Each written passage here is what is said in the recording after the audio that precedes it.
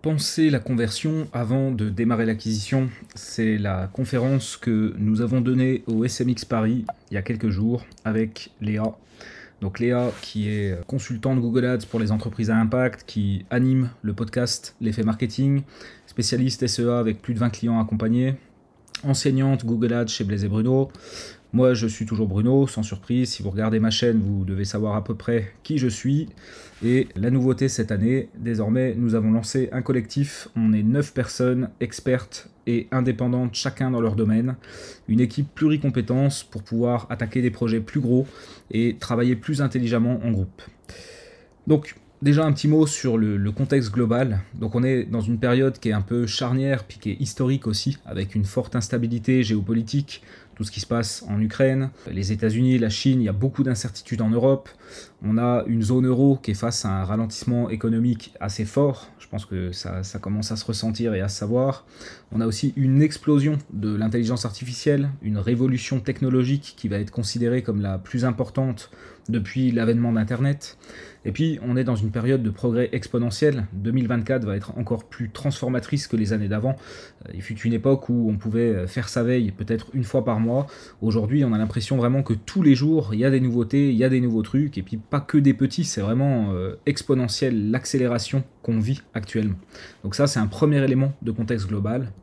Ensuite, si on revient un petit peu plus sur tout ce qui va être perspective vraiment économique, donc on a un niveau élevé de faillite en 2023, on a une croissance économique qui est modérée, avec une confiance en l'avenir qui est assez basse, on va avoir une consommation en baisse au niveau des Français, qui va être notamment impactée par l'inflation.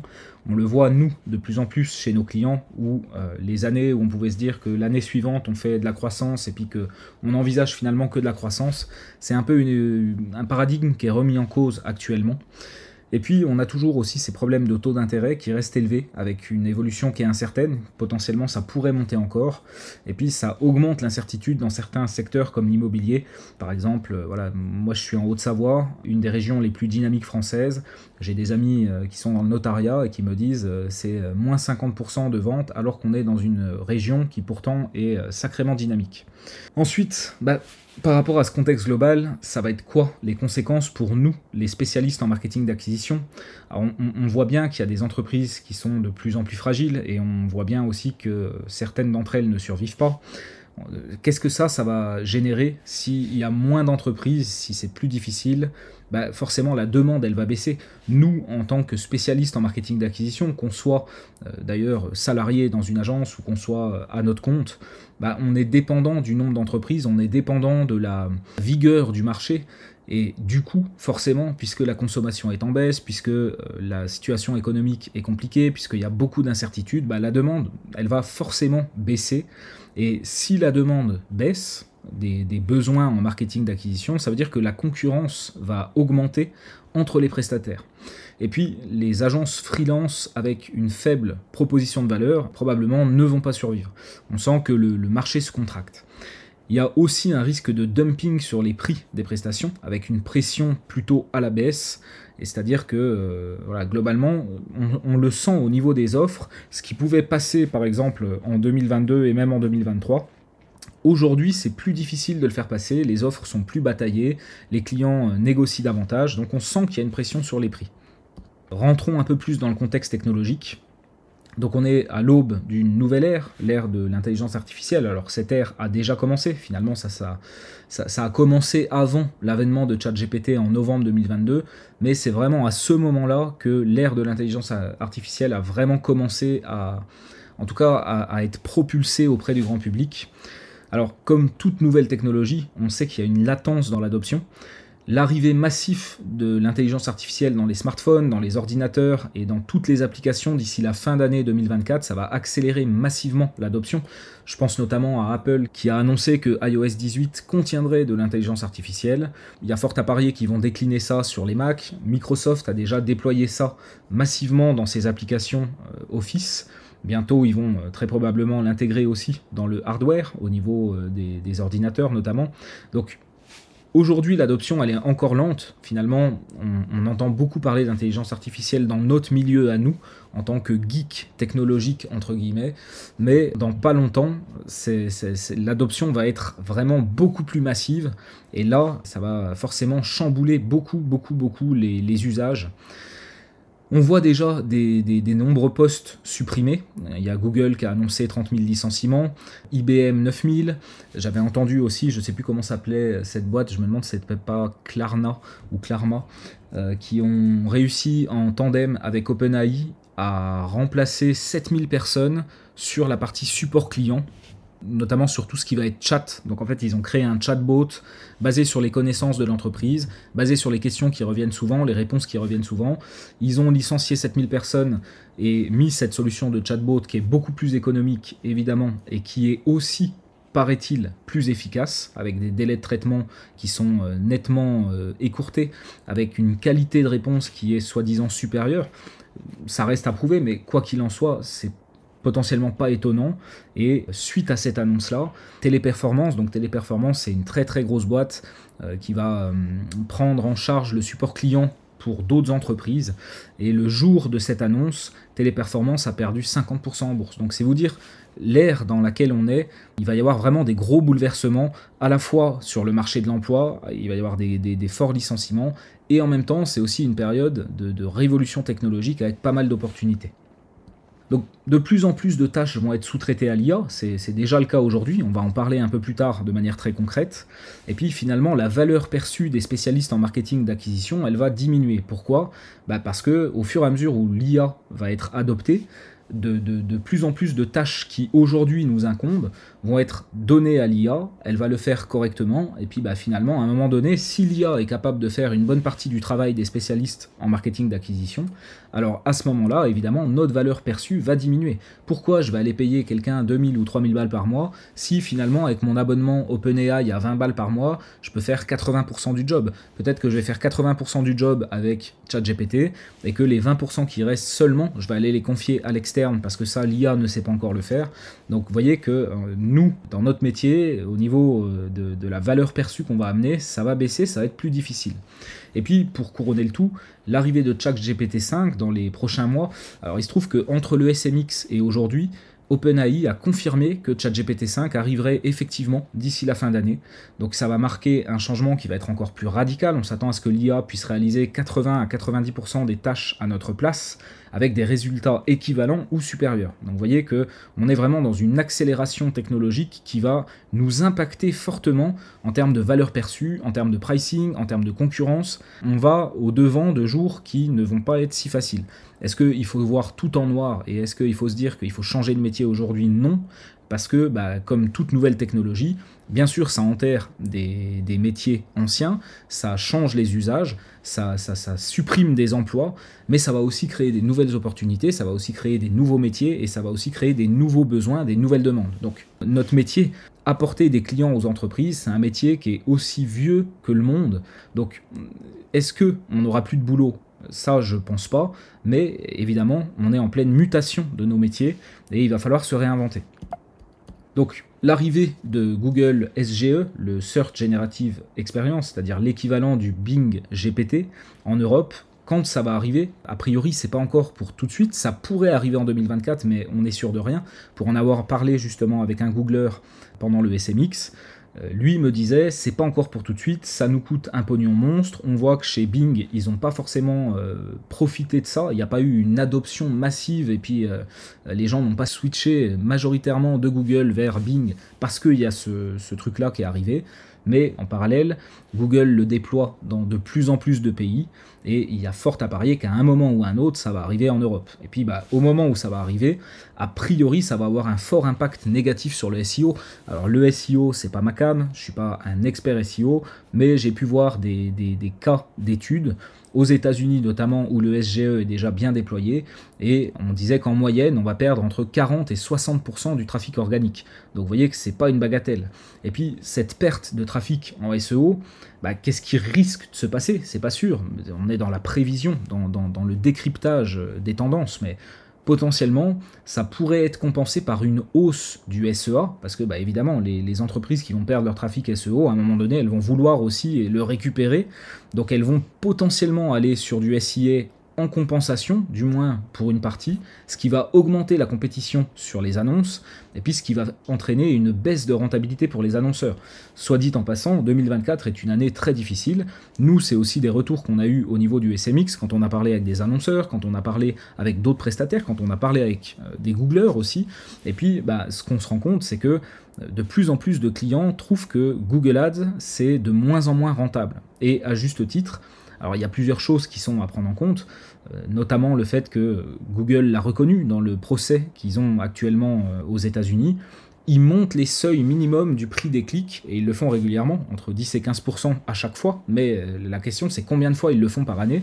Et puis moi c'est régulièrement que j'ai des clients qui me disent, mais attendez, 2021 je payais mon clic à 50 centimes, 2022 je suis à 63 centimes, 2023 je suis à 90 centimes, et là depuis début 2024 je suis à 1,20 €, et moi je peux pas tenir. Donc la rentabilité pour les annonceurs, elle est déjà en baisse, et sacrément. C'est aussi lié probablement au fait que la demande est un peu en baisse, il y a moins de consommation, donc forcément il y a autant de bateaux de pêche, mais il y a moins de poissons, donc forcément la compétition est plus dure, et puis la rentabilité est plus compliquée aussi. Donc tous ces éléments-là fait que la rentabilité est en baisse, et que potentiellement quand le SGE va arriver, on va prendre une nouvelle baisse de rentabilité qui pourrait être assez forte. Donc ça, c'est un premier point. Deuxième point, c'est aussi le SGE qui pourrait précipiter la fin des campagnes de type search. Pourquoi ? Parce que dans un contexte où on parle avec une intelligence artificielle et qu'elle nous donne des réponses, le concept même de mots-clés devient finalement un peu désuet. Et puis c'est aussi un peu la réponse de Google, c'est de dire on a des campagnes performance max, maintenant on se base sur des signaux d'audience, on se base sur des flux de pages, mais non plus forcément sur des mots-clés. Et puis moi je vois ça comme une opportunité pour eux de dire bon les gars, puisque maintenant on est sur du SGE et que le mot-clé est désuet, alors c'est que du Pmax, et puis les campagnes de type search c'est terminé. Donc ça c'est pareil, c'est une hypothèse, il y a pas de, j'ai pas de certitude par rapport à ça, mais pour moi le plan est logique. Qui plus est, Pmax permet d'augmenter la rentabilité de Google. Pourquoi ? Parce qu'on va diffuser sur des canaux là où avant les annonceurs n'allaient pas forcément sur du display par exemple, et bien sur des campagnes Pmax on va aller diffuser sur du display, donc en fait ça fait plus de marge à Google, ça leur permet d'avoir plus de revenus, et eux ils ont tout intérêt à pousser davantage les campagnes Pmax qui, soit dit en passant, n'ont plus tellement de contrôle, n'ont plus tellement de garde-fous, il n'y a plus énormément de choses qu'on peut faire par rapport à des campagnes de type search par exemple, où on peut avoir plus de contrôle et puis vraiment mieux gérer étroitement. Les campagnes Pmax elles nous ont enlevé tout ça, et ça c'est dans l'intérêt de Google, et ça va aussi dans le sens de la baisse de rentabilité pour les annonceurs. Un troisième élément par rapport à la baisse de la rentabilité, et ça c'est ce qu'on voit nous au niveau de notre pratique sur le terrain, c'est que avec l'adoption massive de Performance Max par la plupart des annonceurs, ça a aussi contribué à faire monter les coûts des clics. C'est-à-dire que vous voyez des coûts par clic au niveau des Pmax qui peuvent être intéressantes, mais ce qu'il faut comprendre, c'est que Pmax, ça diffuse en search, ça diffuse en shopping, ça diffuse sur Discover, ça diffuse en display, ça diffuse en vidéo, et en fait, ce que ça vous cache, c'est que les prix vendus pour des clics search sont nettement plus élevés que quand on les gère nous-mêmes, et tout ça est caché et masqué sous le tapis intelligemment par Google, qui va vous donner une moyenne de coût par clic qui va être faible, parce que peut-être que pour 10 clics search, vous allez choper 50 clics display, que le clic en search il est vendu à 2 €, alors qu'avant il était vendu à 1,20 €, mais comme on a mis 200 clics display, et puis que le clic display on va le payer à 30 centimes, finalement le CPC n'a pas l'air d'augmenter, sauf qu'en réalité il augmente. Et puis forcément, puisque ces campagnes sont de plus en plus automatisées, on a aussi une réduction, là encore, de l'utilité des spécialistes dans la gestion opérationnelle. Et donc, ça aussi, ça va contribuer à réduire, quelque part, la valeur perçue de nos compétences et de nos prestations. Donc il va y avoir une raréfaction des tâches dans les campagnes, notre métier est en pleine mutation vers une dimension qui va être plus large, plus stratégique, dans tous les cas complémentaire à l'IA.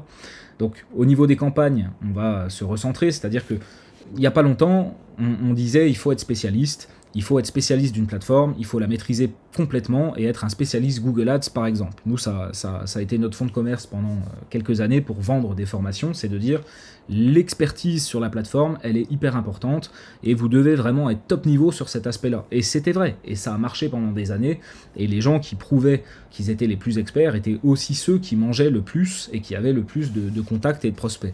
Aujourd'hui, c'est un peu l'inverse, c'est-à-dire qu'avant on vous disait il faut se spécialiser, il faut être hyper bon sur la partie Google Ads, là maintenant c'est retour en arrière, et il va falloir être un peu plus généraliste. Nous, comment on voit le côté généraliste? On le voit sur un accompagnement non plus uniquement sur la partie Google Ads, mais tout ce qu'il va y avoir avant et tout ce qu'il va y avoir après. Ça ne veut pas dire que ce n'était pas des choses qu'on faisait déjà, ça veut dire que c'était des choses que nous, on faisait déjà, que d'autres ne faisaient pas. C'était un game changer pour nous au niveau des performances, on le savait, on le voyait, mais ce n'était pas une obligation. Celui qui était simplement spécialiste Google Ads, il pouvait très très bien marcher, très très bien tourner. Là, en 2024, avec toutes ces évolutions technologiques et ces évolutions économiques aussi, désormais, il est temps de dézoomer et de se dire, ok, je ne suis plus un spécialiste Google Ads uniquement, mais j'accompagne en amont et aussi en aval. Donc en amont, ça veut dire quoi? Ça veut dire la compréhension du marché, le paysage concurrentiel, la création et l'optimisation de tests d'offres, pareil pour le positionnement. Donc là, c'est vraiment en amont, on va voir tout ça en détail dans pas longtemps, donc je fais rapidement sur ce point-là. Et puis ensuite viennent les campagnes, et puis il y a ensuite ce qui se passe en aval. Donc en aval, c'est quoi? C'est l'analyse des données, l'analyse de l'analytics, l'optimisation des parcours, l'optimisation de l'expérience utilisateur, tout ce qui va être optimisation du taux de conversion. Donc finalement, vous voyez comment avant on pouvait se dire je suis Google Ads uniquement, je suis spécialiste de ça et le reste ne m'intéresse pas, mais ça me permet de vivre et de manger et d'être sollicité régulièrement. Aujourd'hui, c'est de moins en moins le cas, ça va faire que baisser et aujourd'hui, il faut au contraire dézoomer et venir sur une chaîne de valeur plus large. Et puis, qu'est-ce qui va rester, en tout cas sur la partie Google Ads, ça va être vraiment le tracking, les signaux de conversion, l'intégration CRM, la qualité des données. Donc effectivement, ça c'est des choses que je dis déjà depuis 2020, peut-être même 2019. La qualité des signaux de conversion, dans un monde où les campagnes s'auto-optimisent de plus en plus, et ben finalement, ça devient vraiment quelque chose de très stratégique, ça devient un des nerfs de la guerre. Je dirais que tu prends une campagne, par exemple Performance Max, tu veux faire de la génération de prospects, tu lui donnes tous tes prospects, d'accord? Maintenant, tu prends la même campagne Performance Max, tu ne l'optimises pas, tu changes rien. La seule chose que tu changes, c'est le signal de conversion. Ici, tu lui donnes des prospects, ici, tu lui donnes des clients. Et ben, en lui donnant le client, tu vas améliorer drastiquement la performance de ta campagne. Pourquoi? Parce que tu lui indiques le meilleur signal. Ici, quand tu lui donnes des prospects, peut-être que tu as 8 prospects sur 10 qui ne deviendront pas clients, après qu'ils soient qualifiés ou pas, ça c'est encore une autre histoire, mais en tout cas peut-être que sur tes 10 prospects, t'en as 2 qui vont devenir clients. Et du coup, ça veut dire que 80% de ce que tu donnes à ta campagne, c'est pas vraiment les gens que tu cherches. Alors que ici, quand tu lui donnes que les clients, 100% des données que tu lui donnes en termes de signal de conversion, 100% de ça c'est qualitatif et c'est exactement ce que tu recherches. Donc tout ce qui va être tracking, signaux de conversion, intégration CRM, qualité des données, c'est vraiment quelque chose qui est ultra stratégique. C'est encore un peu technique aujourd'hui, même si j'ai assez peu de doutes sur le fait que la technicité va baisser dans les années qui viennent, mais ça c'est clairement un truc qui nous reste. Et puis l'accompagnement stratégique, l'intégration de l'intelligence artificielle, ça sort un peu du scope, mais c'est clairement des choses sur lesquelles il va falloir aller aussi. On récapitulera ça après avec des schémas. Alors, quelles conséquences pour les spécialistes en marketing d'acquisition par rapport notamment à ce contexte technologique? Encore une fois, baisse de notre valeur perçue, pression sur les prix de vente de nos prestations, ça nous force à être créatifs, à nous différencier pour mieux vendre notre prix. L'adoption croissante de l'intelligence artificielle et son évolution, ça va réduire la demande pour les spécialistes en acquisition SEA traditionnelle, le marché se tend. Et puis finalement, nous, notre vision, et c'est un peu la direction dans laquelle nous-mêmes on se dirige depuis un petit moment, et puis c'est la direction clairement affichée aujourd'hui, c'est aussi la direction dans laquelle on va au niveau de nos formations, pour vous préparer à des choses qui sont cohérentes et pas vous envoyer dans le mur d'un métier qui est en train de disparaître. C'est le stratège polyvalent, multicompétent et qui maîtrise l'IA. Lui, ça, c'est celui qui va surfer sur la vague dans les mois et années à venir. Les années, on ne sait pas, parce que l'évolution technologique, on l'a dit, ça va hyper vite, mais en tout cas, pour les mois à venir, ça c'est sûr. Donc, retenez bien, stratège, stratégie, polyvalence, multicompétence, accompagné de l'IA. Donc maintenant, qu'est-ce qu'il en est du spécialiste en marketing d'acquisition en 2024 ? Alors, je vous partage notre vision, donc disparition du métier de spécialiste en plateforme publicitaire, avec une fin progressive du spécialiste Google Ads, La spécialisation unique ne fait plus de sens. Le métier évolue vers un spécialiste en marketing d'acquisition, stratège commercial et de croissance, déployant et optimisant des campagnes multiplateformes, effectuant des recommandations liées à l'optimisation du taux de conversion, liées à l'expérience client, qui va réaliser des landing pages à haute capacité de conversion, qui va préparer les conversions avec du tracking, de l'analytics, des process CRM. Tout ça, c'est vraiment l'évolution dans laquelle on se dirige. Et puis, productivité et performance maximum grâce à la maîtrise de l'IA. Ça, évidemment, aujourd'hui, si vous faites du marketing d'acquisition, vous devez très probablement utiliser l'intelligence artificielle au quotidien et vous rendre compte que ça va améliorer votre productivité et que dans une certaine mesure, ça peut aussi améliorer le résultat que vous allez obtenir par rapport à si vous l'aviez fait tout seul. On va revenir là-dessus. Donc d'expert Google Ads à spécialiste en acquisition de clientèle assisté par l'IA. Raison numéro 1 pour laquelle une entreprise souhaite changer de prestataire ou d'agence, le manque de conseils proactifs et de vision stratégique. Alors ça, c'est vraiment un insight que moi je sens au niveau du marché et que je vous partage. Peut-être vous vous reconnaîtrez là-dedans. C'est que, par exemple, on a de plus en plus de prospects qui vont nous contacter et qui vont dire voilà, on travaille avec une agence, on est plutôt satisfait, c'est des bons exécutants, quand on leur demande de faire des choses, ils sont réactifs, les résultats, les perfs sont corrects, ils nous coûtent pas trop cher, mais par contre, ils sont inexistants sur la partie conseil. En termes de stratégie, on sent qu'on n'est pas challengé du tout, on sent que c'est pas avec eux qu'on va aller casser le plafond de verre.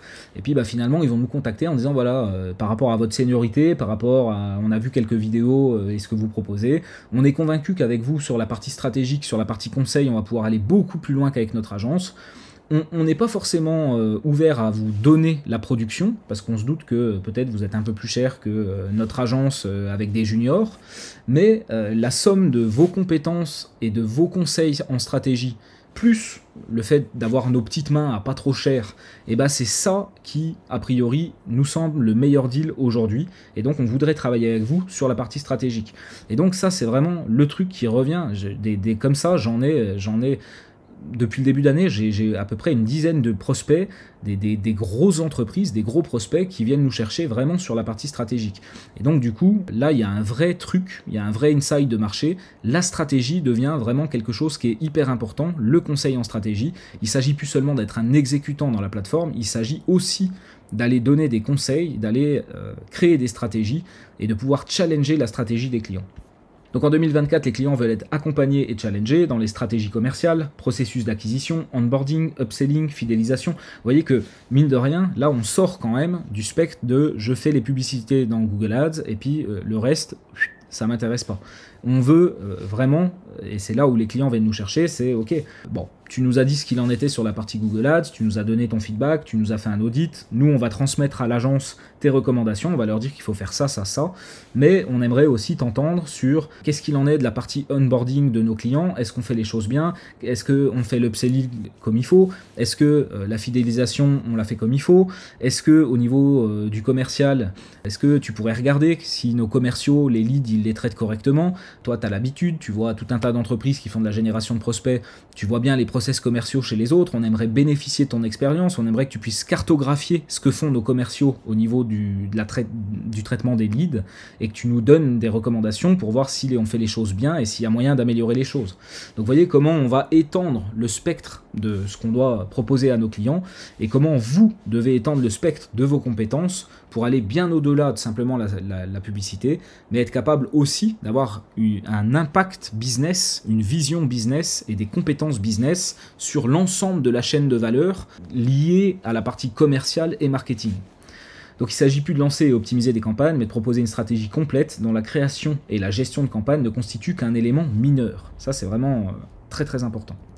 Le spécialiste en acquisition ne réalise plus aveuglément un mandat selon les instructions de son client, il est l'architecte et le leader d'un dispositif complet de conversion, copywriting, page de vente, offre, processus, CRM, etc. Alors, pour ceux qui me suivent et qui sont abonnés à ma newsletter, d'ailleurs si vous n'êtes pas abonné à ma newsletter, je vous invite à vous abonner, je vous mettrai un lien dans la description. Mais globalement, si vous me suivez depuis un moment, vous savez que je suis très intéressé par la partie coaching. Je suis en train de finir notamment tout ce qui va être maîtrise en PNL. Et puis, je me dirige de plus en plus sur du coaching de freelance et aussi du coaching de dirigeant. Et en fait, il y a un truc qui est hyper important en coaching, c'est pour ça que je vous dis ça, c'est que Dans la plupart des cas, un client, quand il arrive et qu'il vient nous voir, il vient nous voir parce qu'il a un problème. Et dans la plupart des cas, ce qui pense être son problème n'est pas le vrai problème. Et en fait, si nous, en tant que coach, on gobe et on achète ce qui nous dit « Ah oui, bah ton problème c'est ça, ah bah d'accord, on va travailler là-dessus », bah 9 fois sur 10, on va dans le mur. Pourquoi ?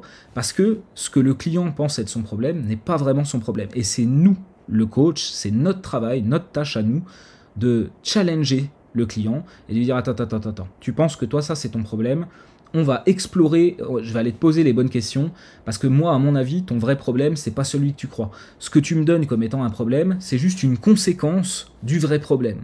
Et aujourd'hui c'est vraiment ça aussi, on parle de développer la partie conseil, d'être plus stratégique, d'aller plus loin sur la chaîne de valeur, et ben typiquement un des premiers trucs, c'est que il fut une époque où on avait un prospect, oui, voilà, sur Google Ads, ça marche pas, etc. Gna. Ok, on va regarder Google Ads, on achète ce que le client il nous dit et on y va. Aujourd'hui, ça, c'est plus possible. Aujourd'hui, il faut vraiment avoir cette vision holistique, cette vision beaucoup plus large, beaucoup plus stratégique, et dire, ok, toi, tu as un problème sur Google Ads, mais est-ce que ton problème, c'est vraiment une mauvaise gestion de tes campagnes, ou est-ce que finalement, ton positionnement, il est mauvais, ou alors sur le prix, tu es très mauvais, ou alors sur l'expérience client, tu délivres pas, et en fait, tu es très mauvais, puis bah, tes avis, ça commence à se voir, puis les gens n'achètent plus chez toi parce que ce que tu fais, c'est pas bon.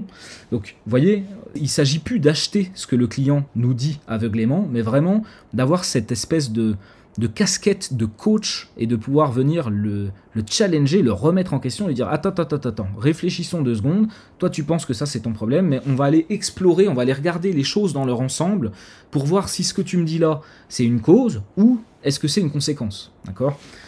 Donc ensuite, on va plus se focaliser uniquement sur l'optimisation des campagnes, mais aussi sur l'expérience après-clic, web et même offline si nécessaire.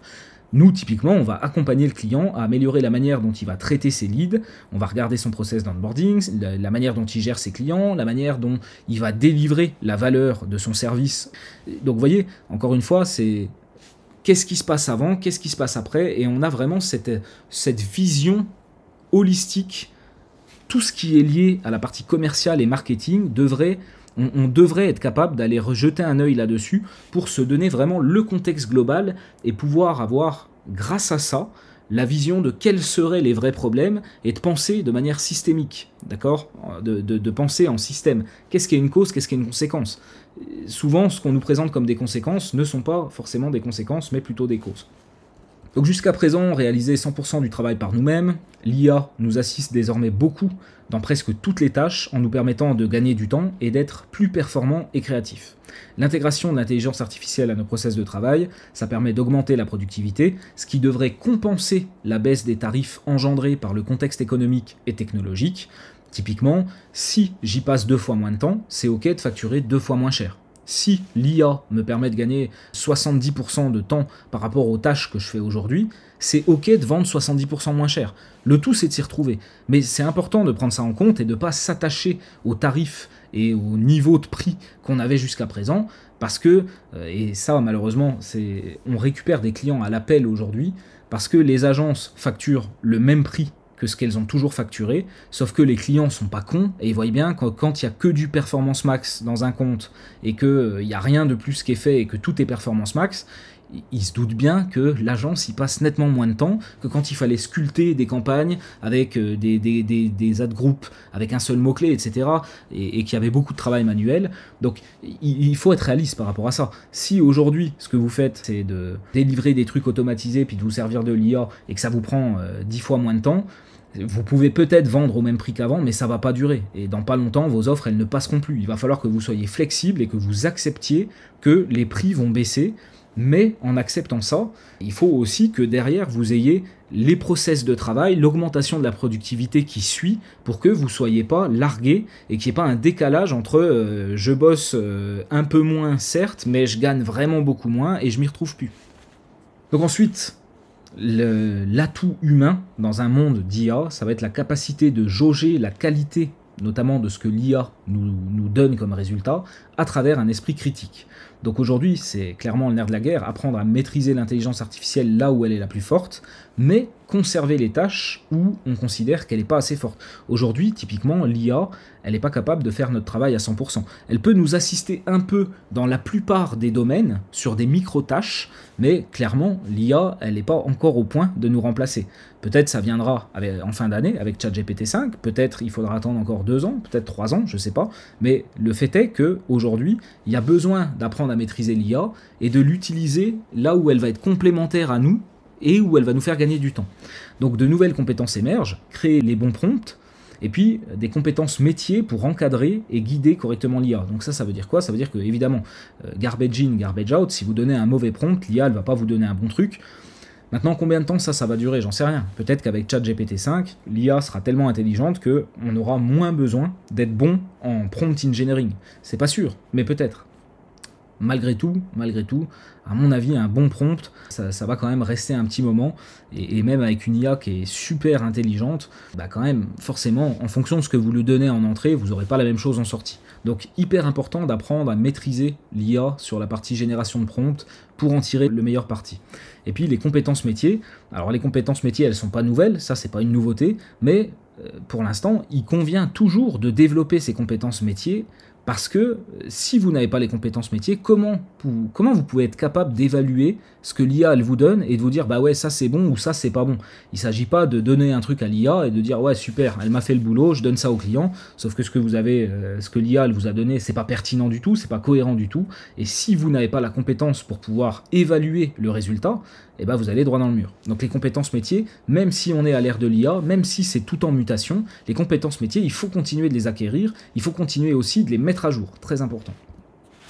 Donc si le non-expert métier va réaliser un travail satisfaisant avec l'IA, l'expert métier assisté par l'IA peut réaliser quelque chose d'exceptionnel. Alors effectivement, si vous faites le test, vous allez sur une IA comme ChatGPT, vous lui dites fais-moi une landing page ou fais-moi un texte de vente pour ma page pour vendre tel service ou tel produit, vous lui donnez ça, donc vous n'êtes pas expert métier, vous allez obtenir quelque chose qui peut vous paraître cohérent, qui peut ne pas être déconnant, mais clairement, si vous êtes un expert métier, si vous avez les connaissances vraiment profondes et que vous allez lui donner cette expertise-là et que vous lui donnez le bon prompt, la somme des deux va vraiment donner l'excellence. Donc c'est ce qu'on dit là, c'est redéfinir l'excellence en 2024 à l'heure de l'IA. C'est quoi? C'est l'expertise métier plus l'expertise pour savoir piloter l'intelligence artificielle correctement. Du coup, par rapport à tout ce qu'on s'est dit, c'était très théorique, ça pose le décor, j'espère que je ne vous ai pas fait déprimer. Il n'y a pas à déprimer, encore une fois. Il faut simplement s'adapter, et là où avant il fallait s'adapter peut-être sur 1 an, 2 ans, 3 ans, parce que les mutations elles étaient plus lentes, aujourd'hui les mutations sont ultra rapides, et il faut s'adapter plus rapidement. Est-ce que pour autant il faut déprimer? Non. Est-ce que pour autant on n'aura plus de boulot demain? Non. Est-ce que pour autant le marketeur va disparaître quand l'IA sera hyper intelligente? Bonne question. Je pense que le facilitateur commercial, le stratège polyvalent, encore une fois, lui, il a sa carte à jouer pour les mois et probablement pour les années à venir. D'accord ? Donc, comment ça fonctionne un peu plus concrètement maintenant? Comment nous, on s'organise? Comment on travaille aujourd'hui en 2024 sur la partie lead gen? Donc voilà le workflow global.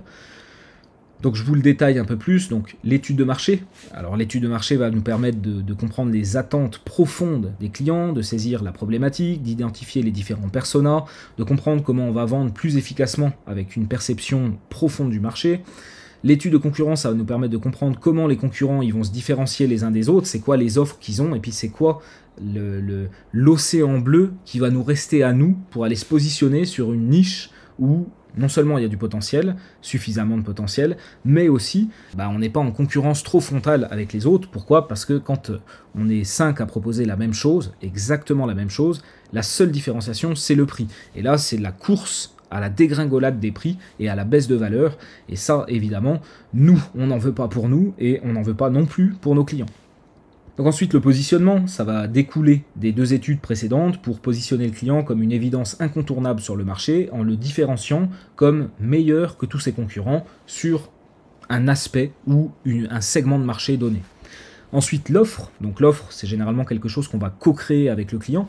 Et là, je viens vraiment sur le penser la conversion avant de lancer l'acquisition. Le titre de cette présentation, c'est que il faut définir une offre. Une offre, c'est pas j'ai un produit ou un service, je veux lancer des pubs, c'est de la magie, allez-y, envoyez du trafic, ça va marcher, etc. C'est vraiment, on en revient encore une fois à cette notion de coaching et définir, quand tu as étudié le marché, la concurrence et que tu as défini un bon positionnement, derrière la suite logique, c'est d'aller créer une offre qui va vraiment répondre à ce positionnement, qui va te différencier de la concurrence, qui va résonner avec ton marché. Et en fait, une offre, c'est pas quelque chose, c'est pas implicite en fait. La plupart des entreprises, elles disent ce qu'elles font, mais elles vont pas créer une offre irrésistible. Moi, je vous parle vraiment de créer une offre irrésistible, et ça, c'est des choses qu'on va co-créer nous avec nos clients en disant ok, par rapport à ton marché, ton produit, ton machin.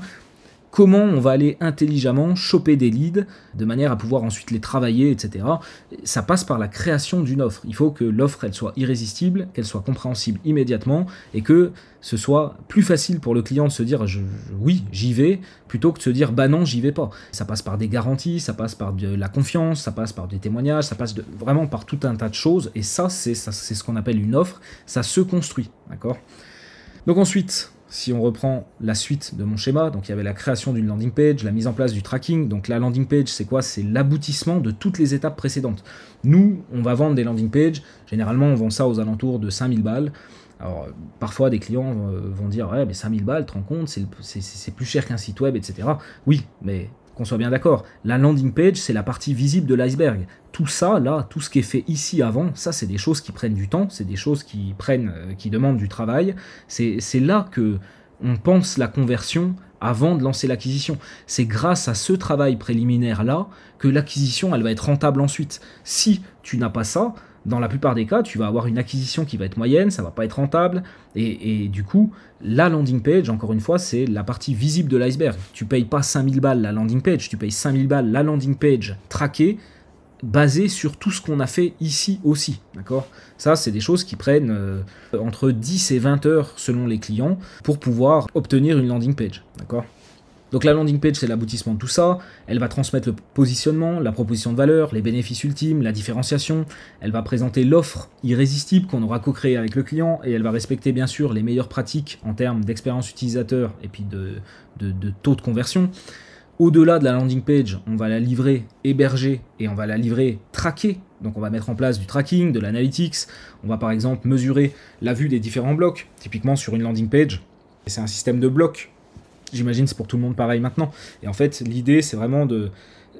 Avant, on mettait du scroll tracking. On se disait, ah bah oui, la personne, elle a vu 10%, 25%, 50%, 75%. Bon, ok, c'est très bien, mais ça, c'est pas assez pertinent, c'est pas assez précis. L'idée, c'est vraiment de voir quel bloc a été vu pour comprendre dans notre argumentation, dans notre copywriting, au niveau de quel bloc ça marche pas. On va regarder ça sous forme d'entonnoir, mais pour regarder ça sous forme d'entonnoir, il faut mettre le tracking en place. Et donc, on va mesurer la vue des différents blocs. On est aussi susceptible d'aller regarder la complétion des différents champs. Peut-être que tu as 10 champs dans ton formulaire, et puis que le 8e champ, il pose problème. Tu perds 40% des gens à ce moment-là. Pourquoi ? Pourquoi ? Est-ce qu'il faut mieux expliquer pourquoi ce champ il est obligatoire ? Est-ce qu'il faut le supprimer ? Est-ce qu'il faut le mettre avant ? Est-ce qu'il faut le mettre après ? Est-ce qu'il faut mettre le formulaire sur plusieurs étapes au lieu d'avoir un seul formulaire qui est un peu trop grand ? Donc, vous voyez, tout ça, c'est des choses qu'il va falloir mesurer pour être capable de les optimiser. Je vous en parlais précédemment, il ne s'agit pas seulement de faire les campagnes publicitaires, il s'agit aussi d'optimiser après-clic. Qu'est-ce qui se passe ? Et c'est là qu'on a besoin d'analyse de données, c'est là qu'on a besoin de tracking, c'est là qu'on a besoin de tout un tas de choses. Donc on va s'assurer également que le CRM du client est connecté à Google Ads. Pourquoi ? Parce qu'on en revient à mon histoire des signaux. Si vous envoyez des formulaires, des leads, et que 80% de ceux-là ne deviennent pas clients, c'est pas le meilleur signal. Aujourd'hui, on ne peut plus faire ça, c'est pas suffisant. Donc il faut absolument aller sur de la liaison CRM. Et puis nous, chez Blaise Bruno, au niveau du collectif, on a développé une solution d'émulation CRM basée sur Zapier, sur Airtable. On a une formation là-dessus d'ailleurs. Aujourd'hui, on n'a vraiment pas le choix que d'aller connecter les meilleurs signaux aux campagnes publicitaires. Si on continue, on arrive seulement au moment où on va créer les campagnes et les lancer. Donc, rappelez-vous ce qu'on disait, la création de campagne, ça devient un élément mineur de l'ensemble de ce qu'on propose aux clients et de l'ensemble de l'accompagnement, de l'ensemble du périmètre des choses sur lesquelles on intervient pour nos clients. Donc la création des campagnes nécessite une approche plus méthodique. On va tester dès le départ des annonces par persona pour identifier lequel fonctionne le mieux pour notre client. Comme toujours, on va commencer lean et développer au fur et à mesure des résultats. Ensuite, on arrive donc sur qu'est-ce qui se passe après que les campagnes sont lancées. Donc évidemment, il faut les optimiser, ça va pas changer. On a moins de leviers, mais on en a toujours. On a aussi l'optimisation post-clic, le crawl, les A/B tests. Donc on va optimiser les campagnes et développer des nouvelles campagnes pour aller chercher plus de volume, mais on va aussi toujours avoir au moins 2 pages en A/B test. On va analyser tout ce qui est analytics, les fameux entonnoirs pour comprendre éventuellement où c'est qu'il y a des bugs dans notre argumentaire, dans notre copywriting, des problèmes d'expérience utilisateur aussi éventuellement. Donc tout ça, c'est des choses qu'on va traquer, qu'on va améliorer. Donc une fois qu'on a tout ça, donc admettons que, ok, on a mis en place les campagnes, on a fait toute la phase en amont, on a vraiment bien compris le marché, bien compris la concurrence, on a une offre qui cartonne, un positionnement très clair, etc. L'acquisition, elle déchire. Est-ce que ça s'arrête là? Non. Pourquoi? Parce que si ça s'arrête là, au bout de 2-3 mois, le client il va le voir, il va dire ok, bah ça y est, on a atteint un plafond de verre, et puis bah finalement, toi tu fais de l'entretien, bah maintenant on n'a plus trop besoin de toi finalement, ou alors il faut qu'on paye 2 fois moins cher parce que bah finalement, voilà, tu fais plus rien. Ça c'est pareil, c'est des choses que j'entends régulièrement quand je passe dans les agences, j'accompagne régulièrement des agences à se développer, à améliorer les process, etc. Et ça, c'est des choses que j'entends où finalement, un des problèmes récurrents, c'est on a du mal à vendre notre valeur au-delà des 6 mois parce que les clients nous disent bah ouais, mais finalement, les campagnes, elles tournent. Puis finalement, qu'est-ce qui se passe si je les laisse tourner 3 mois sans toi? Bah pourquoi? Pourquoi? Parce que bah, une fois que ça s'est mis en place, ils n'ont plus rien à proposer aux clients, ils n'ont plus de valeur ajoutée. Tout simplement. Alors, je dis pas que c'est récurrent aux agents, c'est les freelances, les prestataires de manière générale, c'est juste qu'ils n'ont pas développé les compétences pour aller accompagner le client encore plus loin. C'est ce que je vous expliquais précédemment, il faut développer les compétences pour être davantage transverse et davantage complet en amont et en aval. Donc là, on va pouvoir aller optimiser les process des clients. Comment on peut faire pour augmenter l'efficacité de ces process commerciaux, typiquement traitement des leads, même jusqu'à tout ce qui va être, administration des ventes. Parfois, on est susceptible de voir qu'il y a des ressaisies entre logiciels alors que ça pourrait être automatisé, ça pourrait se parler avec des API. Donc si vous voulez, ça c'est pas des choses que nous on va faire avec nos petites mains, mais c'est des choses sur lesquelles on doit être absolument capable de conseiller. Et après derrière, une fois qu'on a fait le conseil, qu'on a fait le diagnostic, etc., on peut aller chercher un expert en no-code, qui soit externe ou qui soit interne, et pouvoir lui dire voilà, j'ai fait le brief avec le client, je me suis occupé de toute la partie diagnostic, voilà ce qu'il y a à faire, tu peux le mettre en place. Mais ça devrait être notre métier de pouvoir avoir un conseil stratégique sur cette partie-là. Est-ce que le pipeline est mesuré correctement? Est-ce qu'on peut ajouter de l'email automation? Alors c'est pareil, à aujourd'hui, typiquement, moi je ne suis pas un expert en emailing et pour autant, de plus en plus, j'envoie mes clients sur de l'email automation. Je dois être capable de les conseiller là-dessus, je dois comprendre comment ça fonctionne, je dois connaître les possibilités et les limites de ces outils-là, mais je ne suis pas tenu de les implémenter moi avec mes mains. D'accord? Mais par contre, dans mon conseil, si je loupe ce truc-là, je suis pas bon. Je suis pas un bon conseiller. Je dois amener cette valeur-là à mes clients. Peut-on développer du volume via d'autres plateformes publicitaires? Donc là, c'est pareil. Aujourd'hui, nous, en tout cas au niveau du collectif Blaise Bruno, c'est surtout sur la partie Google qu'on se concentre. D'après moi, il y a encore une certaine forme d'expertise métier, probablement jusqu'à la fin de l'année 2024. Mais après, à partir de potentiellement 2025, en gros, toutes les plateformes publicitaires seront un peu comme Google. Ce sera des performance max chez Meta, ce sera des performance max chez TikTok, ce sera des performance max chez Pinterest. Et finalement, ce sera très facile de lancer des campagnes. Et puis, on n'aura tellement plus beaucoup de contrôle dessus, puisque ça s'auto-optimisera, que finalement, ce sera très facile pour n'importe qui d'aller lancer des campagnes là-dedans. Et puis, du coup, voilà, il faut commencer aussi à préparer ce terrain-là et à se dire, ok, je fais plus que du Google, je fais aussi du Meta, je fais du TikTok, je fais du machin, du truc, pour aller être capable de lancer sur des plateformes publicitaires multiples plutôt que de cloisonner un seul réseau. Mais ça, c'est pareil. Aujourd'hui, d'après moi, il y a encore ce côté expertise métier, plus pour très longtemps. Donc nous, typiquement, ça, sur des trucs comme ça, on doit être capable de conseiller les clients. Mais par exemple, sur du Meta, c'est pas forcément nous qui allons y aller. Ou sur du LinkedIn, c'est pareil. Donc on peut avoir des partenaires qu'on va dire, ok, là pour ce client, voilà exactement ce qu'il faudrait faire. On fait venir les experts métiers qui vont pouvoir bosser. Mais probablement que d'ici 1 an, le concept d'expert métier, expert plateforme, comme on le disait, n'existera plus. Et il faudra être capable simplement de faire de la gestion et du lancement de publicité sur plusieurs plateformes. Et puis dernière brique de notre schéma, c'est vraiment l'accompagnement stratégique de long terme. Donc comment on peut continuer à amener de la valeur stratégique à notre client, l'automatisation des process, anticiper les évolutions technologiques, capitaliser sur l'intégration de l'IA dans l'entreprise. Vous voyez par exemple, si on en revient à ce que je vous expliquais précédemment sur, je ne sais plus comment c'était, Klarna ou Klarma, bah typiquement eux ils ont pris OpenAI, ils leur ont filé un maximum de données qui correspondent aux questions et aux réponses au niveau du service client. Donc comment tu montes une base de données pour pouvoir mettre tes process, tes infos, tes machins et les donner à l'IA, et que derrière l'IA elle puisse te servir alors soit pour répondre au service client, soit pour dans des workflows automatisés, soit à des fins de formation, soit à des fins de processisation. Donc en fait l'IA elle va pouvoir intervenir dans plusieurs endroits de l'entreprise, et ça, d'après moi, c'est pareil, ça doit faire partie du scope de ce qu'on est capable de proposer à nos clients. En fait, on doit devenir des référents technologiques et commerciaux et marketing. Technologie, commercial, marketing.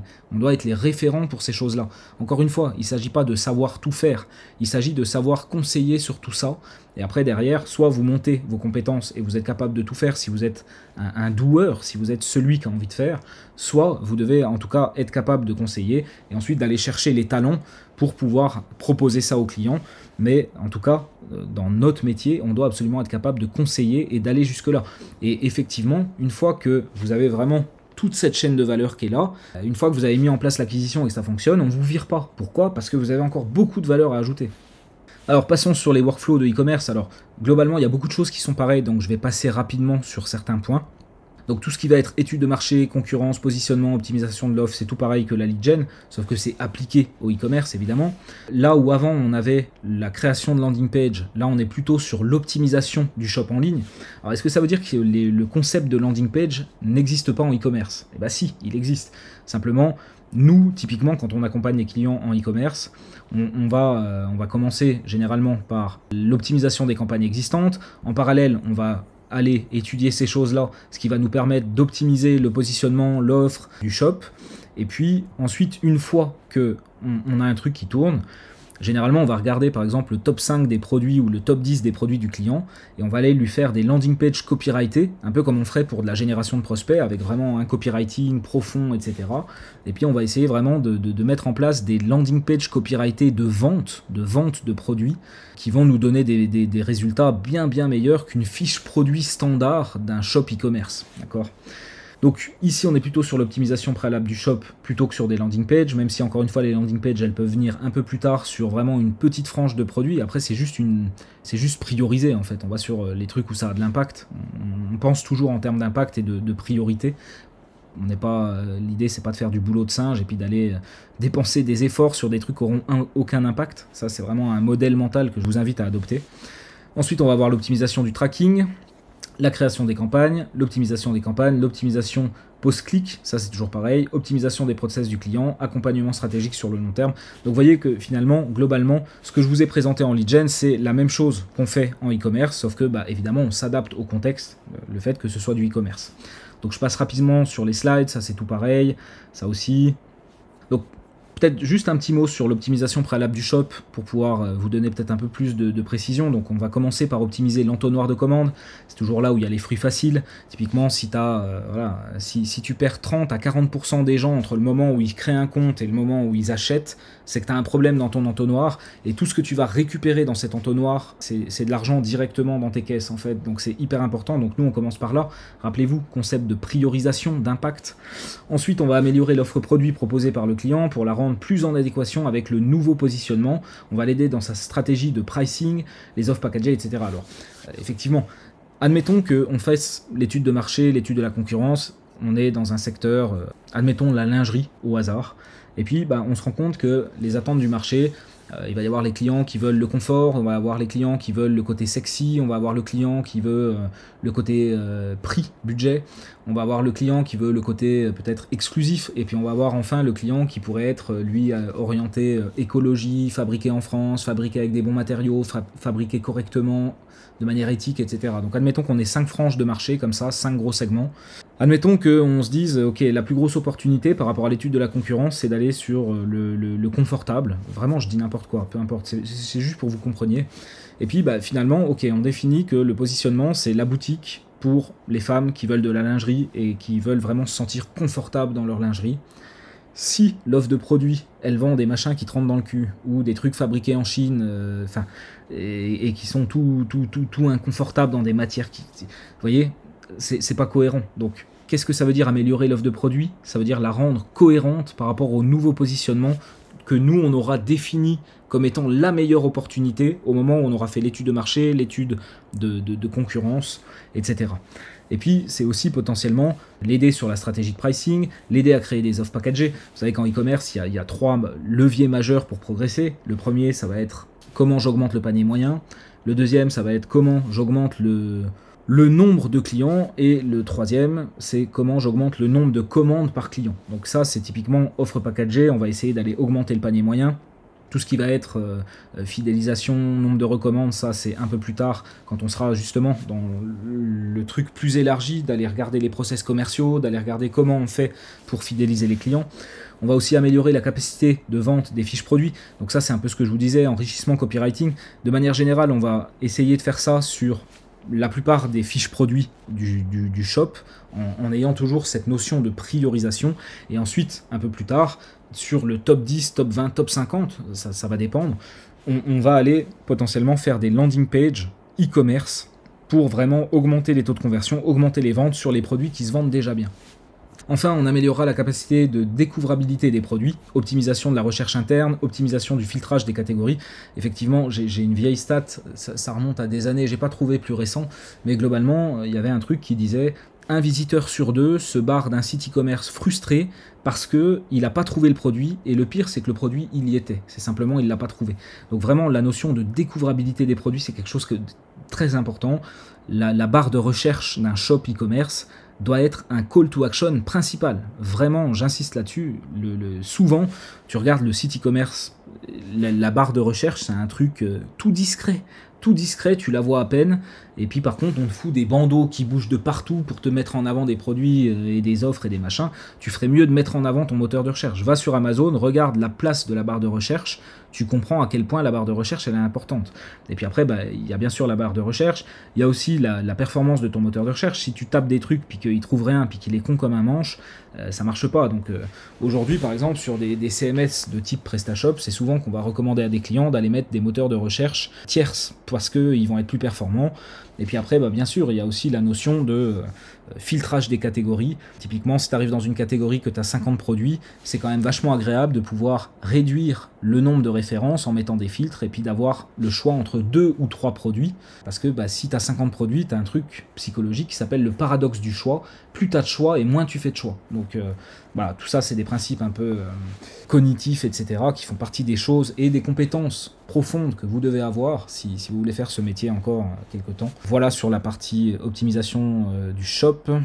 Le suivi e-commerce avec bien sûr tous les événements, etc. pour pouvoir analyser sous forme d'un entonnoir. Même principe que ce qu'on disait pour la partie génération de prospects. Si on a le volume nécessaire, on va adopter la stratégie une conversion par persona. Là, c'est un peu différent de la génération de prospects. Génération de prospects, ce que je vous disais, c'est qu'il faut lier le CRM pour qu'au lieu d'envoyer 80% de signaux de trucs qui ne donneront jamais des clients, on envoie vraiment que les meilleurs signaux. Là c'est un peu pareil. Alors en e-commerce c'est différent parce qu'une vente est une vente et qu'on veut bien sûr toutes les traquer. Par contre, une fois qu'on a suffisamment de data, on va être capable de se dire finalement j'ai 3 grands personas qui viennent sur mon site. Ils sont différents parce qu'ils vont pas acheter les mêmes produits, et ça c'est d'autant plus vrai pour des sites qui sont multi-univers, donc des gros sites e-commerce, et typiquement scinder et dire voilà, ça c'est une vente pour le persona numéro 2, ça c'est une vente pour le persona numéro 2, 3, et en fait avoir des campagnes qui optimisent pour ce persona sur une sélection de produits achetés par ces personas, tu vois, au lieu d'avoir un truc global qui s'adresse à tout le monde et qu'optimise pour les ventes de manière générale, tu as vraiment cette segmentation par persona avec un catalogue produit vraiment spécifique à ce persona. Ça ne veut pas dire que le persona 2 ou 3 il ne peut pas acheter un produit là-dedans, mais ça veut dire que de manière générale, le persona 3 il vient pour acheter ces produits-là, alors que le persona 2 il vient pour acheter des produits complètement différents. Et donc l'idée c'est de mesurer les conversions par persona et d'avoir une stratégie segmentée par persona. Ça c'est des choses qui sont très avancées, qu'on enseigne dans nos formations et qu'on met en place sur des shops. Alors bien sûr c'est plutôt pour des gros shops, il faut déjà avoir un sacré volume de vente pour pouvoir faire des segmentations comme celle-ci, et il faut aussi avoir un univers produit qui est assez large pour que ça se soit cohérent. Mais quand les deux conditions sont réunies, nous on a transformé des résultats e-commerce drastiquement par l'application de cette stratégie-là. Donc ensuite, création des campagnes, ça n'a pas changé, optimisation des campagnes, ça n'a pas changé, post-click, ça n'a pas changé. Là, toujours pareil, comment on peut t'aider à augmenter le panier moyen, comment on peut t'aider à scaler sur d'autres plateformes, comment on peut t'aider sur de la création de contenu, en tout cas te faire les bonnes recommandations. Faut pas se leurrer, hein, le e-commerce, c'est beaucoup de la création de contenu, c'est beaucoup comment je vais nourrir ma communauté en amenant de la valeur au quotidien, en leur filant des bons tuyaux, des bonnes informations, en les aidant à progresser. Et ça, malheureusement, c'est sûr que c'est plus facile d'aller dépenser sur Google, d'aller faire du shopping, et puis de se dire ça ira tout seul, sauf que l'acquisition elle est de plus en plus chère, la rentabilité est de plus en plus basse, et il convient vraiment de plus en plus de se dire comment je peux remonter un peu, et ça demande plus d'efforts, bien sûr. Typiquement, comment je peux aller choper des clients quand ils sont en pleine recherche de leurs problématiques, qu'ils n'ont pas encore décidé ou même compris qu'il fallait acheter un produit pour résoudre ce problème-là. Bah, si toi tu les chopes au moment où ils se posent la question du problème et puis que tu chopes un email, bah derrière ça te coûtera probablement moins cher d'aller les convertir par des séquences d'emails que d'aller les payer sur Google Ads à prix d'or au moment où ils sont prêts à acheter. Tu vois. Comment augmenter la durée de vie des clients, le nombre de commandes, etc. Donc voilà, bien sûr. Et puis bah, là encore, comment tu peux intégrer les évolutions technologiques, comment tu vas pouvoir automatiser les systèmes, etc. Ça, c'est comme en lead gen, c'est vraiment comment tu accompagnes le client sur la partie business au sens large, commercial, technologique, marketing, et pas seulement cloisonné à je fais de la pub et je sais rien faire d'autre. Donc, comment... Là, on rentre un peu dans le concret. Alors, je vais vous teaser quelque chose. Je vais quand même vous montrer comment ça marche, mais c'est plus un teaser, parce qu'évidemment, la vidéo, elle ferait 3 heures, voire 15. Il y a une formation qui arrive sur ce que je vais vous montrer maintenant, mais je vous en donne une primeur. Je vous montre un peu comment ça fonctionne, comment nous, on travaille avec l'intelligence artificielle aujourd'hui, sous couvert de tout ce que je viens de vous montrer avant. Ce que je vous ai montré avant, c'est un peu comment on fait vis-à-vis des clients. Et là, ce que je vous montre ici, c'est comment on intègre l'IA pour faire tout ça avec les clients. Donc ça, c'est le workflow global aujourd'hui de comment on travaille avec l'intelligence artificielle. Donc on a plusieurs phases. Ici, on va avoir une première phase. Là, on va avoir une deuxième phase. Là, on va avoir une troisième phase. Et là, on va avoir une quatrième phase. Alors, d'abord, qu'est-ce qu'on va faire? On va aller récolter de la donnée. Donc récolter de la donnée, ça veut dire quoi? Ça veut dire aller interviewer des clients, le client. Ça veut dire analyser le site web actuel. Ça veut dire analyser les avis des clients pour notre client ou de manière générale au niveau d'un secteur d'activité. Admettons, si je reprends l'exemple de la lingerie, je vais aller analyser les avis des différents acteurs qui vendent de la lingerie sur Internet. Ensuite, extraction de discussions sur les forums liés au secteur d'activité. Alors, généralement, ici, on va trouver des choses qui sont liées aux solutions, c'est-à-dire les gens sont passés à l'acte, puisque c'est des avis clients, et puis bah, ils vont donner leur expérience sur comment la solution qu'ils ont achetée, elle a solutionné ou non leurs problèmes. Ils donneront aussi, bien sûr, qu'est-ce qui est bien chez ce vendeur, qu'est-ce qui marche pas. Tout ça, c'est des choses qui nous intéressent. Là, sur les forums, on va plutôt être orienté sur quelles sont les problématiques et comment tu galères à cause de ta problématique. Donc les deux sont assez complémentaires. Extraction aussi des échanges avec le service client, tout ce qui va être email, ticket. On est susceptible d'appeler des clients aussi. Ça, on le fait de plus en plus. On va aller appeler entre 50 et 100 clients. Des clients récents, des clients anciens, des meilleurs clients, parce que chacun des profils de ces clients-là ont des informations différentes à nous donner. Donc là, on est vraiment dans une étape préliminaire de récolte de données, et ça, c'est vraiment la partie étude de marché. Ensuite, on a la deuxième partie qui va être l'étude de la concurrence. Donc on va aller regarder les concurrents, on va aller regarder les avis clients sur les concurrents, les discussions sur les forums au niveau des concurrents, on va regarder les annonces Google Ads qu'ils ont. Voilà, globalement, on va étudier les acteurs et puis vraiment lister. On a une grille avec tout un tas de points qui vont être importants à lister et qui vont nous permettre derrière de bien comprendre comment ils se positionnent, quelle est l'opportunité pour nous, comment on peut se différencier, etc. Et puis une fois qu'on a ça, donc si je reviens peut-être précédemment, donc là on a vu cette partie-là, la partie-là, et en fait on va consolider tout ce qu'on aura trouvé ici dans un document en PDF, qui sera l'étude de marché en PDF, et puis tout ce qui est étude de concurrence, pareil, dans une étude concurrentielle en PDF. Et puis, bah, de manière générale, ici, pour l'instant, l'IA, elle ne nous aide pas tellement, parce qu'elle a encore des problèmes de compréhension du sens, elle n'est pas hyper douée pour ça. Typiquement, si je demande à une IA d'aller me lister toutes les phrases, d'aller chercher les émotions mises en jeu dans le discours des personnes qui parlent sur un forum ou qui donnent leur avis dans des avis clients, c'est pas pertinent ce qu'elle me donne et elle arrive pas trop pour l'instant. Donc du coup ça je préfère encore le faire manuellement, donc ça c'est des choses qu'on fait nous qui prennent quand même du temps clairement, mais la valeur ajoutée à ce qu'on le fasse nous elle est clairement supérieure à si on le confiait à l'IA.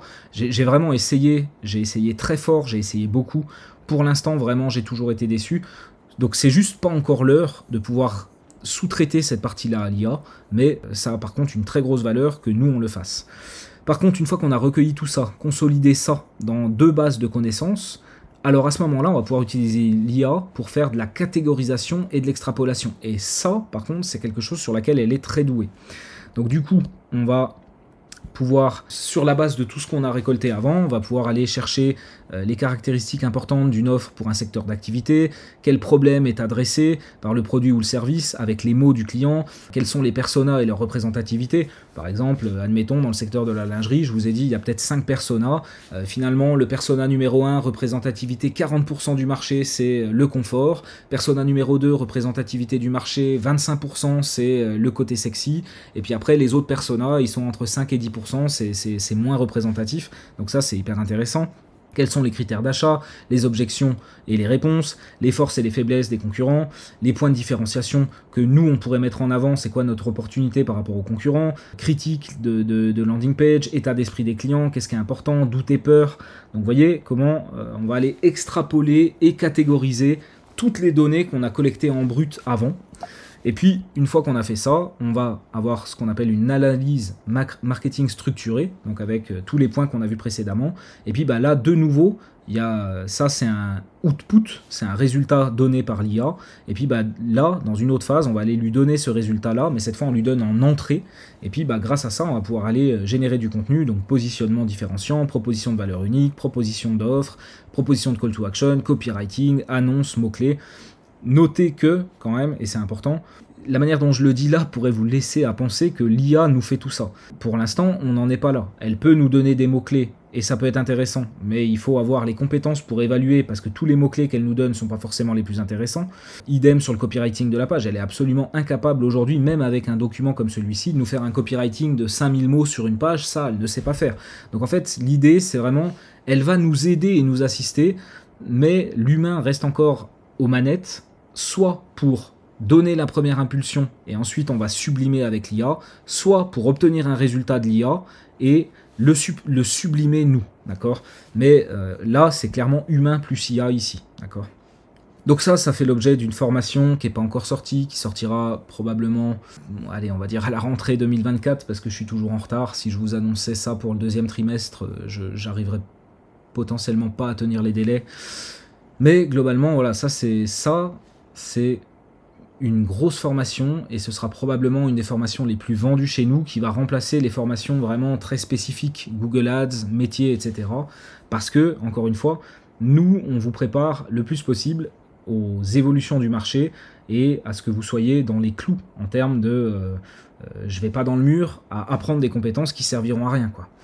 Donc voilà ce que je voulais vous dire là-dessus. Peut-être un tout dernier mot. Donc les habitudes de recherche changent pour la première fois depuis 25 ans. Il se passe en ce moment même un changement de paradigme majeur. Les utilisateurs prennent de nouvelles habitudes pour leur questionnement en ligne. Pour de nombreuses personnes déjà, le premier réflexe pour les requêtes de recherche, c'est plus Google.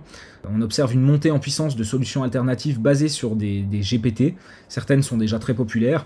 Donc effectivement, moi par exemple, vous voyez que... Alors j'utilise toujours Google parce que c'est important que je vois les évolutions du moteur, etc. Mais de plus en plus, j'utilise Perplexity, qui est un super outil basé sur de l'intelligence artificielle et qui va créer pour nous des pages de résultats de recherche et qui va souvent nous challenger en disant affine ta recherche, là tu m'as demandé un truc, c'est ok, mais c'est pas assez précis. Donc il va y avoir ce côté un peu coach, comme je disais précédemment, où finalement l'IA elle va nous challenger, tu veux chercher ça mais c'est pas assez précis, donne-moi plus d'informations. Et Perplexity en l'occurrence va recréer une page de résultats très très spécifique par rapport à ma requête, par rapport à l'affinement et les questionnements qui m'aura amené. Et en fait, les résultats de recherche que j'obtiens avec Perplexity sont beaucoup plus pertinents, beaucoup plus intéressants que ce que je vais obtenir avec Google, par exemple. Et beaucoup plus personnalisés par rapport à ce que j'ai en tête. Donc vous voyez qu'aujourd'hui, il y a quand même pas mal d'outils qui viennent challenger ça. Et puis on entendait aussi il n'y a pas longtemps que typiquement sur une population jeune en dessous de 25 ans, aujourd'hui le premier réflexe de recherche, ça va être par exemple, comment ça s'appelle ? TikTok. Donc vous voyez que c'est vrai que les habitudes de recherche sont en train de se transformer et c'est aussi beaucoup impacté par l'intelligence artificielle et c'est quelque chose qui est à prendre en compte. Google, ça a toujours été l'Eldorado. Pourquoi ? Parce que il écrasait le marché, il dominait absolument 90% de part de marché au niveau mondial, sauf erreur. Et puis finalement, quand tu faisais de la pub sur Google, tu n'avais pas tellement besoin d'en faire ailleurs, ou en tout cas, tu pouvais aller en faire ailleurs, mais tu ne pouvais pas passer à côté de Google, sauf si, bien sûr, les gens ne recherchent pas ce que tu as à vendre. Mais globalement, attention, il y a vraiment une révolution technologique, c'est ce qu'on disait en contexte. Donc à ce stade, Google n'est qu'un challenger comme les autres, et n'a pas convaincu pour le moment, c'est le moins qu'on puisse dire, honnêtement. Aujourd'hui, Google, ils ont fait beaucoup de bruit avec Gemini, en disant qu'ils seraient capables de faire des trucs de fou, etc. Pour l'instant, c'est que des annonces, il n'y a pas de concret derrière tout ça, et à chaque fois qu'on teste un produit Google basé sur de l'intelligence artificielle, moi personnellement, je suis toujours déçu, et je ne suis pas le seul. Et les experts en IA, ceux qui se sont spécialisés là-dedans et puis qui font une veille active au quotidien sur l'IA, c'est pareil, à chaque fois qu'ils testent un produit Google dopé à l'IA, ils sont déçus. Et finalement, il y a un écart gigantesque entre ce qu'on nous annonce comme étant révolutionnaire, et puis derrière, on teste les produits, et finalement, c'est pas bon du tout. Donc, quelle est la chance que le search traditionnel de Google s'impose encore face à une recherche propulsée par tout ce qui va être intelligence artificielle? Nous, à notre avis, c'est quand même assez faible, et on a l'impression qu'aujourd'hui, Google est en train de rater le train. Dans l'état du marché, et de ce qu'on peut observer, moi je dirais qu'il y a à peine 15 à 20% de chances pour que Google soit l'acteur technologique dominant dans les 10 prochaines années, comme il a pu l'être depuis les 20 dernières années. Donc ça, c'est hyper important. Et puis, finalement, comment se préparer à ça ? Rester adaptable. Ça, tu vois, typiquement, ça c'est vraiment l'adaptabilité, la flexibilité. C'est un truc que tout être humain devrait chercher à développer, évidemment, mais avec l'époque actuelle, c'est vraiment une compétence qui est de plus en plus importante. Moi, typiquement, j'ai des enfants, c'est un truc sur lequel j'essaie systématiquement de les préparer, de lui dire, tu vois, oui, on avait dit qu'on ferait ça, finalement, ça a un peu changé, il faut que tu réussisses à t'adapter, il faut que tu réussisses à intégrer que les choses sont mouvantes et qu'on n'a pas toujours ce qu'on veut et qu'il faut que tu puisses être adaptable. Et maintenant, qu'est-ce qu'il en est pour nous au niveau de notre métier, dans le marketing, avec toutes ces révolutions technologiques, etc., tout qui change sans arrêt, même les interfaces de chaque outil, ça n'arrête pas de changer, etc., restez adaptable. Ça, c'est le premier point. Et puis deuxième point, apprenez les compétences profondes. Contrairement aux compétences de surface, par exemple, uniquement applicables à un domaine ou à un outil très spécifique, il faut apprendre des compétences profondes de vente, de marketing, d'analyse de données, en sachant que dès lors que vous avez ces compétences profondes, vous serez capable de les réutiliser sur toutes les plateformes actuelles et à venir, d'accord ? L'idée, c'est de prendre des compétences profondes qui peuvent être transposées pour vous rendre adaptable à toutes les mutations qui vont arriver. Ça, c'est hyper important. Et puis, deuxième point, je l'ai dit, comment exploiter l'IA pour vous préparer à un monde où peut-être dans les 2 ans, Google et les moteurs de recherche tels qu'actuels pourraient disparaître, ou en tout cas, peut-être pas disparaître totalement, mais peut-être que dans 2 ans, Google et Bing à eux deux pourraient totaliser 50% des parts de marché des gens qui font des recherches d'informations. Vous voyez, ça c'est des choses qui sont importantes à comprendre. Qu'est-ce qu'il en est aussi ?